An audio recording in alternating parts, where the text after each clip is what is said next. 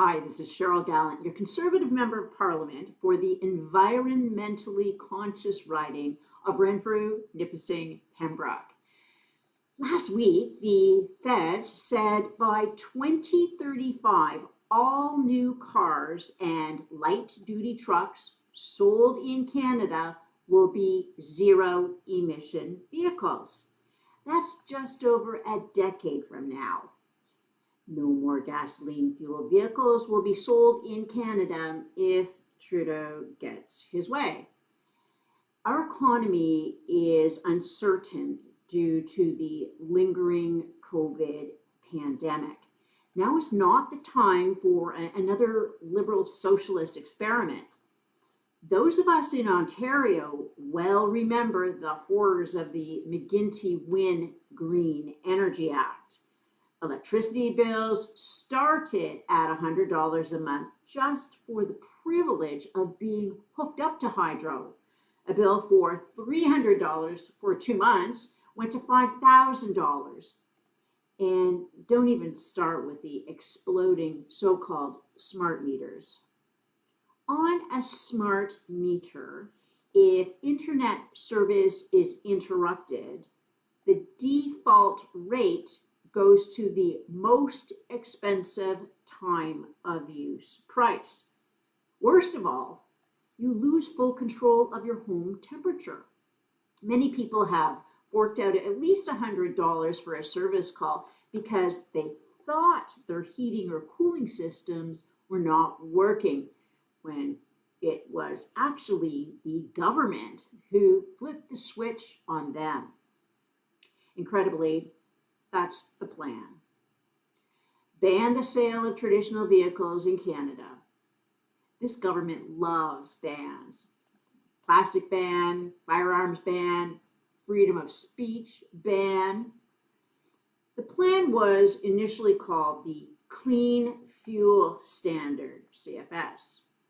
That name is misleading since it's not a mechanism for improving air quality. Starting in 2022, all gasoline producers will be required to lower the carbon intensity of gasoline. Now, they can do this by one of 4 methods: increasing the ethanol content, buying carbon emission credits, switching to lower emission methods of production, or capturing and storing carbon emissions. These new liberal regulations will impact every motorcycle, marine engine, outboard motor, all-terrain vehicle, lawnmower, snowmobile, Sea-Doo, basically everything powered. Millions of small engines in use today were not designed to operate with higher levels of ethanol blended into gasoline. Boat and engine manufacturers are trying to design equipment to run on higher levels of ethanol with limited success above 10% ethanol content. No consideration is being given to the millions of Canadians who currently own small engines for work and play. 2-stroke engines are particularly susceptible to ethanol damage as they run hotter, which accelerates potential damage. And other than Trudeau's World Economic Forum buddies, who can afford to fuel their boat at $100 a gallon? There have been reports of unintentional clutch engagement, such as a powered-up chainsaw that suddenly decides, because it's running so hot, that you've pressed the button to start the chain. When the government impact analysis was published in the Canada Gazette back in December of 2020, it stated small business did not need to be consulted. With all the media focus on the pandemic crisis, there's been little balanced discussion about the effects of these new fuel rules. Enforcement will begin January 1st of 2022. There's a massive price tag attached to these new rules.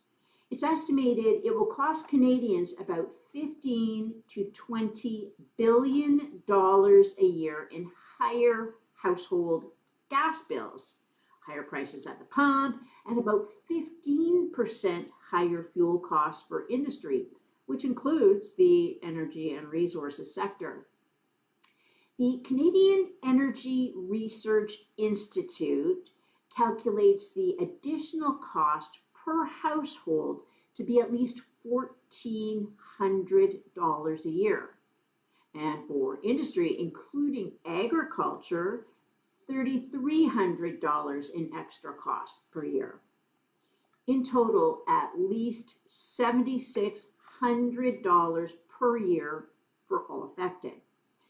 This figure does not include the expense of maintenance repairs or the cost of replacement for damaged small engines.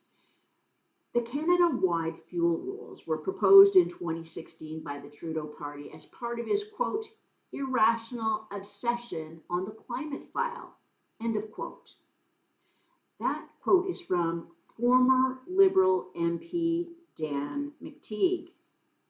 The rules are intended to be set at the national level, with enforcement to be slated to begin in 2022. When the rules come into effect, Canadians will be paying an extra 11 cents per liter on gasoline, 22 cents per liter when you add this to the existing tax, in addition to all the other taxes on fuel, like the HST. Until the recently announced Conservative environment policy, which is aimed at reducing air pollution, the fuel rules are aimed at carbon, not toxic emissions. Carbon is one of the building blocks of life. It's carbon monoxide, which is poisonous. All plants need carbon dioxide to survive. Canadian industry and government have worked together on emissions reductions for many decades, including drastically cutting toxic vehicular emissions such as particulate matter and nitrous oxides. The federal government has mandated that all vehicles sold in Canada by 2035 will be electric-powered vehicles. Currently, as you drive along the highway, you see hybrids and electric vehicles are becoming more common. What happens when one of these vehicles is involved in an accident? Does a firefighter know how to disable the battery? Does the paramedic know to check to see if electrocution is a risk before helping a victim? What about a good Samaritan who comes running to the rescue of a burning vehicle?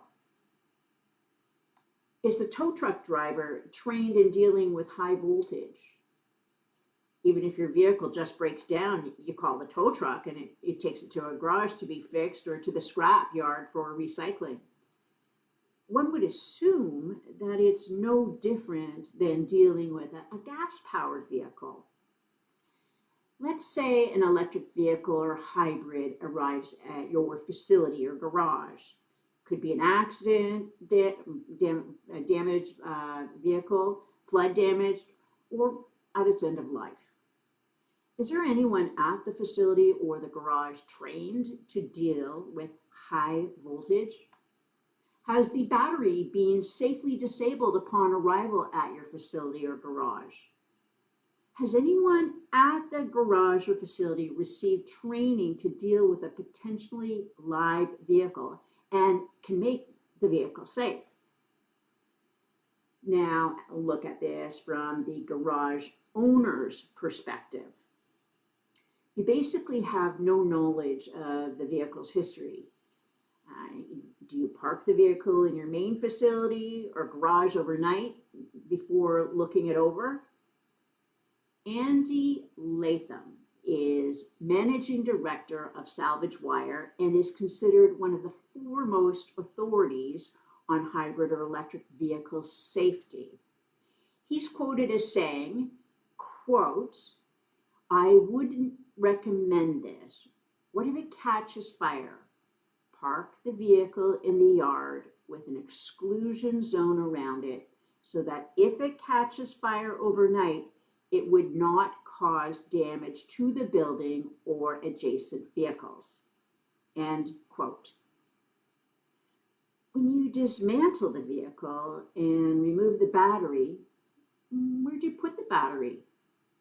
Do you secure it in an area away from the main building or on a pallet in the corner of your garage? There are no specific pieces of safety equipment needed to work on these facilities.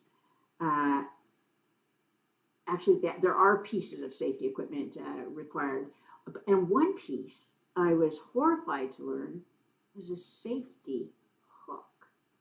Now, the safety hook is used to remove someone who inadvertently gets electrocuted and is lying on or against the vehicle. Firefighters, paramedics, police, facilities, and garages need to have their staff trained to be provided with the proper personal safety equipment and tools. Every vehicle manufacturer provides a detailed breakdown on how to safely handle these types of vehicles. However, taking the time to read each one when in an emergency situation may not be enough. What do we do with the batteries when they die? The vast majority of electric-powered vehicles rely on lithium-ion batteries to run. Now, these batteries have sufficient energy to power a home for up to a day, maybe even 2 days. As a result, when an electric vehicle gets into a high-speed collision, the cells in the battery are altered, which could cause fires. Another series of questions arises, and that is, how and where can these batteries be disposed of? Where can the batteries be disposed of after the vehicle is taken to the garage or shop for repair? Can these batteries even be recycled? They are made of metals toxic to the environment. Will they end up accumulating in a landfill? If Trudeau wants to cancel gas-powered vehicles, he must first come forward with an adequate solution that will protect not only people, but our land, water, and air as well. That's all the time we have for today. Continue to follow me on Facebook and YouTube to stay informed of what's going on in Canada. Live from Ottawa, this is Cheryl Gallant, wishing you a good night.